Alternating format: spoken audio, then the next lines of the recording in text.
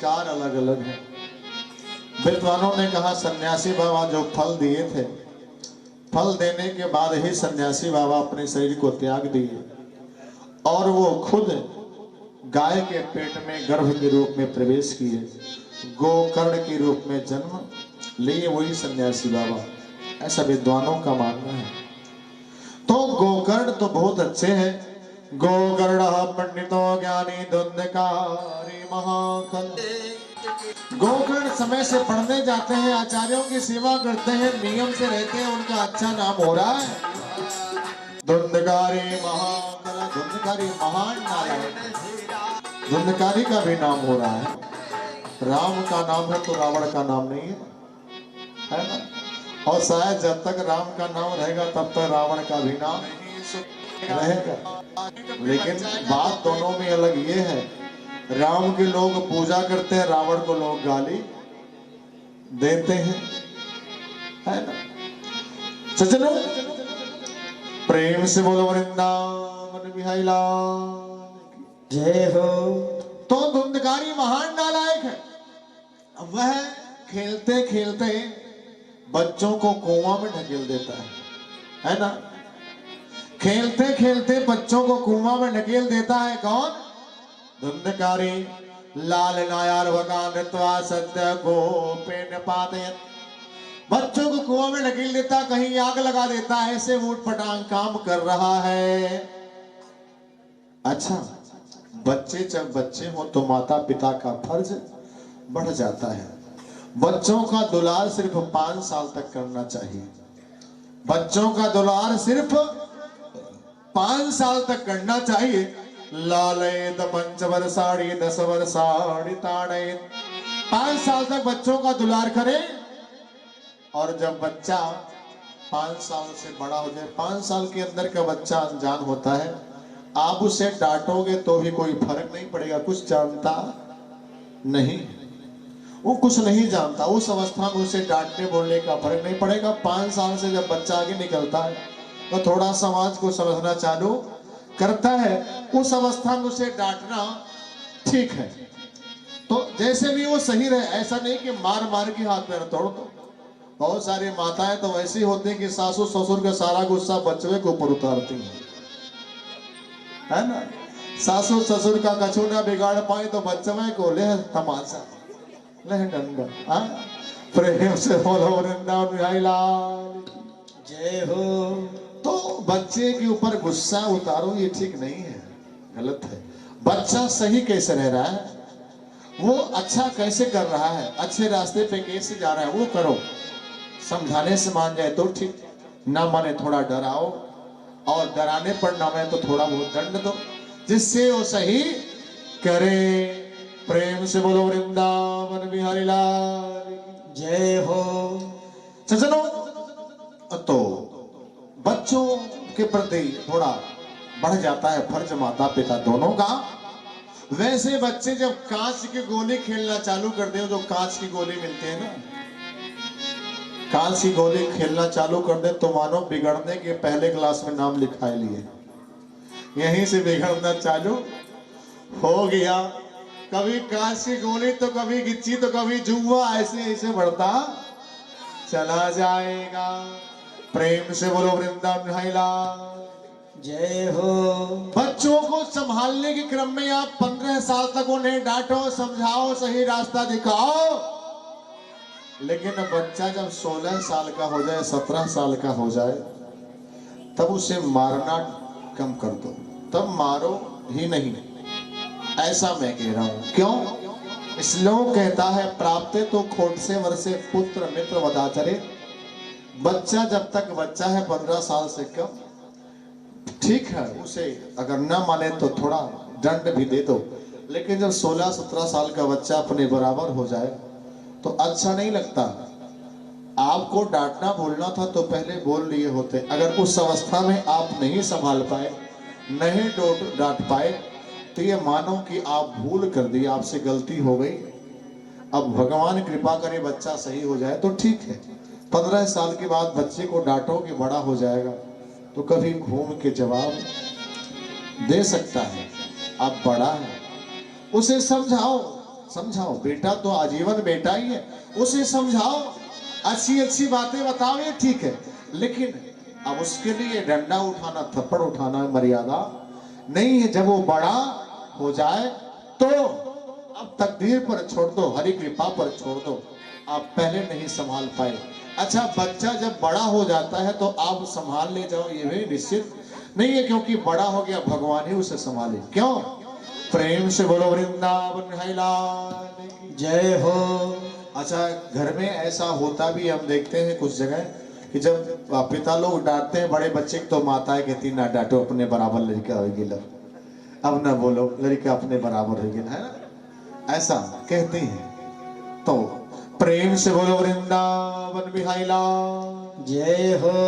धुंधकारी गलत कर रहा है महाराज। एक बार आत्मदेव जी लगे धुंधकारी को समझाने, बेटा ये मेरा घर पंडित जी का घर है, समाज के लोग हमें सम्मान देते हैं, तू क्या कर रहा है, तू गलत कर रहा है बेटा।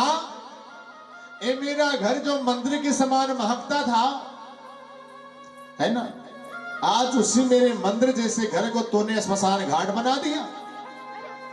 जो मेरा घर मंदिर के समान महकता था, मैं देख रहा हूं उसी घर के किसी कोने में लैला मजनू की शीशी पड़ी है, तो किसी कोने में मुर्गे की टांग फेंकी गई है। क्या कर दिया तूने बेटा, तो गलत कर रहा है। धुंधकारी ने कहा, सुनो पिताजी, आप बूढ़े हो गए हो, है ना, ये नए जमाने की फैशन है, आप इन सब बातों को मत देखो, है ना, आप चिंता मत करो, मैं जो कर रहा हूं अच्छा कर रहा हूं, जमाने के हिसाब से कर रहा हूं, सब सही है ना। आप सठियाए गए हो, ज्यादा बुद्धि लगाना छोड़ दीजिए। प्रेम से बोलो वृंदावन बिहारी लाल जय हो। सज्जनों, अब आत्मदेव जी को चिंता के नाते रात भर नींद नहीं आती, बेचारे चिंतित होते है ना। देखो, जब तकदीर में दुख ही है तो दुख होगा। बेटा पैदा हुआ तो क्या सुख मिला आत्मदेव जी को, पहले भी रो रहे थे और आज भी रो रहे हैं। भाग में जो है वो मिलेगा ही, उसे कोई रोक नहीं सकता। आत्मदेव जी को रात रात भर नींद नहीं आती, बेचारे रोते हैं। एक बार गोकर्ण जी जब देखे पिताजी रो रहे हैं, पिताजी के पास के लगे मनाने, पिताजी काहे चिंता करते हो, को देहो भौतिको चात्मा को चात्मा प्रते परा कस्य के पति पुत्र आद्या मोह वही कारणम। किसका कौन है, कोई किसी का भाई नहीं है, कोई किसी का पिता नहीं, कोई किसी का बेटा नहीं, कोई किसी का कुछ नहीं है। ये सारे रिश्ते जो हैं मोह के कारण है। मोह है और मोह ने बांध रखा है। मोह ये वही कारण, मोह ही कारण है, कोई किसी का है नहीं। अच्छा, नाटक होता है, आप लोग फिल्म देखते हो, फिल्म देखते हो, है ना, तो आप लोग फिल्म देखते हो ना, तो फिल्म में जो आता है कि हीरो की ये पत्नी बनी, ये बाप बना, तो जब तक उस पर्दे पर होते हैं, सेट पर होते हैं, जहां वो शूटिंग करते हैं, तब तक वो उनकी पत्नी और तब तक वो उनके बाप। शूटिंग का टाइम खत्म हुआ तो ना कोई उनकी पत्नी ना कोई उनका बाप, है ना। रिश्ता सिर्फ सेट तक होता है जहां शूटिंग होती है। क्यों, समझ में आ रहा है?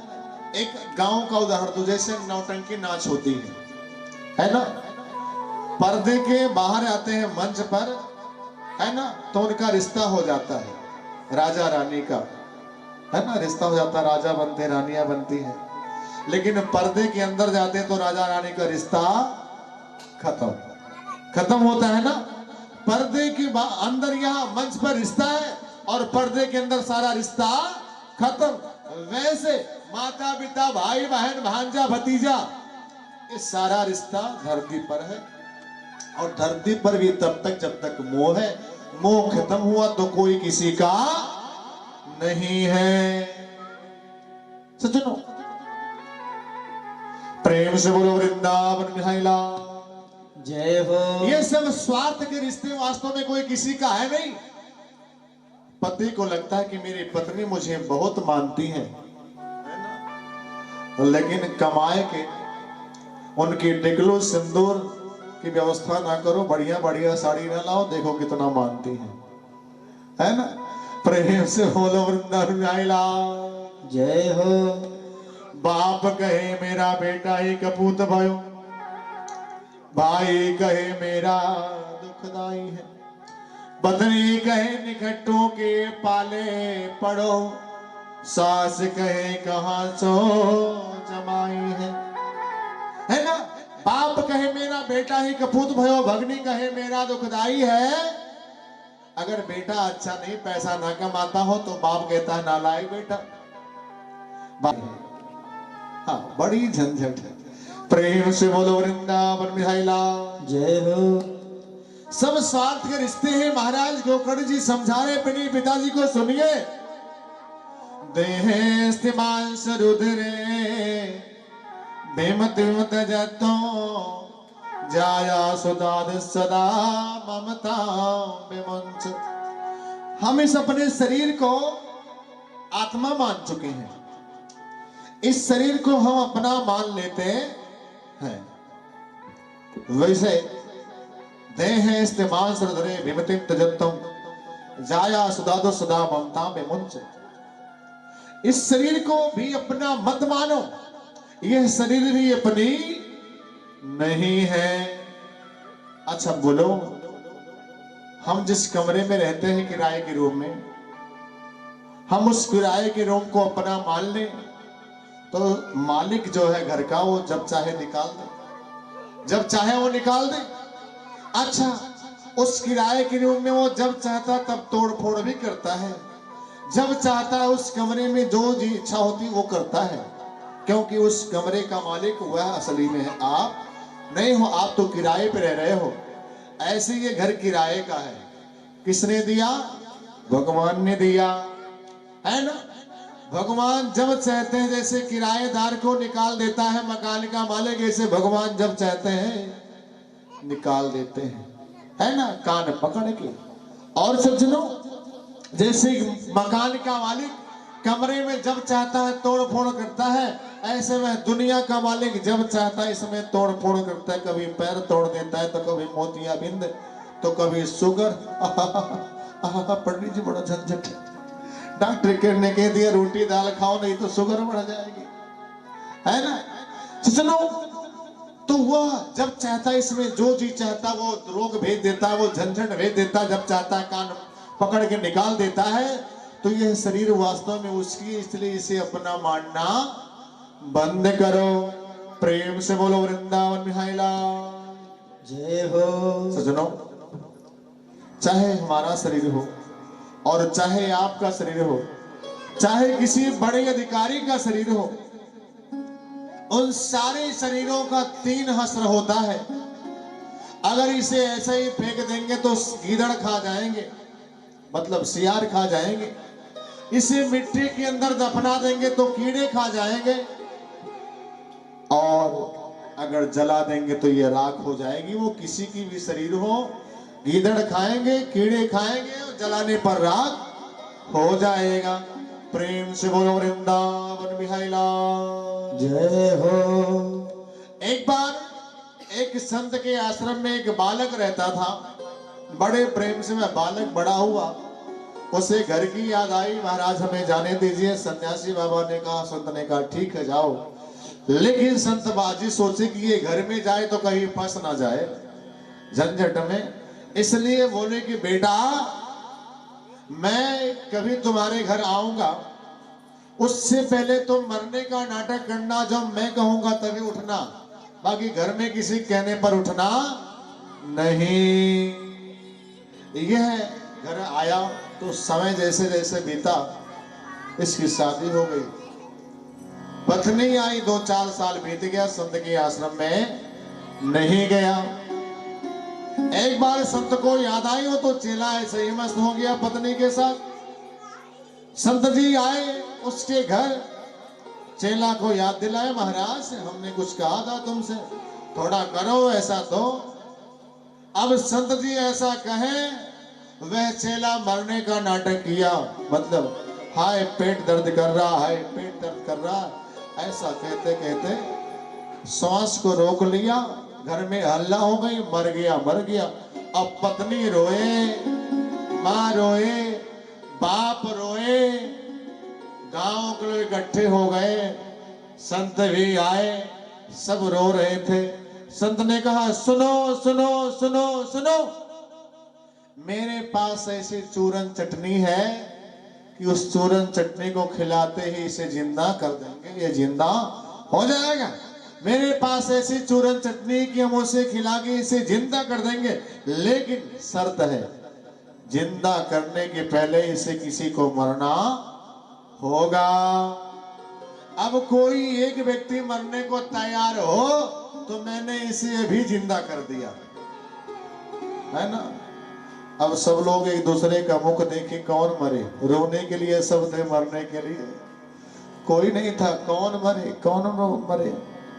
मेहरुओ जल्दी जल्दी अपना आंसू आंसू पूछ लिया, कहीं हम ही को ना कर दे मरने को। प्रेम से बोलो वृंदावन बिहारी लाल जय हो। संत जी पत्नी से बोले, देवी तुम तो इनकी पत्नी हो और इनके नाम पर मर जाओगे, तुम्हारा बन जाएगा, तुम्हारा बन जाएगा। इनके नाम पर जो मर जाओगी मर जाओ। पत्नी ने कहा संत जी अभी हम केवल 20 साल के, हमारी दूसरा शादी नहीं होगी का, काहे मर जाए इनके लिए, दूसरी शादी हमारी हो जाएगी, दूसरी शादी हम कर लेंगे, है ना। पत्नी से जवाब मिल गया। मां के पास गए,